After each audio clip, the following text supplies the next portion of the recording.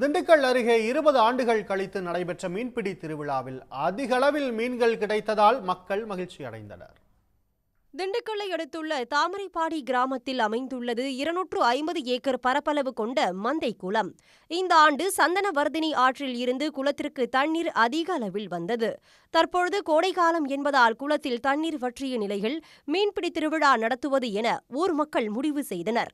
இதையடுத்து 20 ஆண்டுகளுக்கு பின் தாமரைப்பாடி கிராமத்தில் மீன்பிடி திருவிழா நடைபெற்றது. ஊர் பெரியவர்கள் குளக்கரையில் துண்டினை அசைத்த பின் தாமரைப்பாடி, சிலப்பாடி, பெரியகோட்டை, குழந்தைப்பட்டி, வடமதுரை, அய்யலூர், வேடசந்தூர் உள்ளிட்ட கிராம மக்கள் வலை, கூடை, துணி போன்றவற்றுடன் குளத்தில் இறங்கி மீன்களை வேட்டையாடினர்.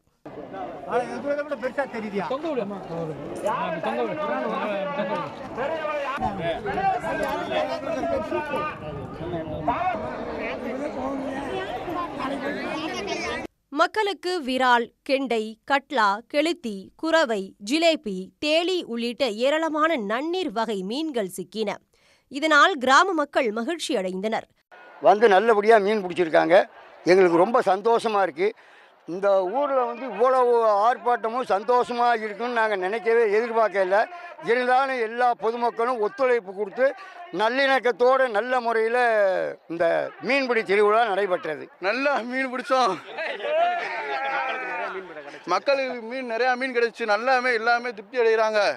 குளத்தில் இறங்கிய அனைவருக்குமே மீன்கள் கிடைத்ததால் மக்கள் உற்சாகமாக அவற்றை வீட்டுக்கு கொண்டு சென்றனர்.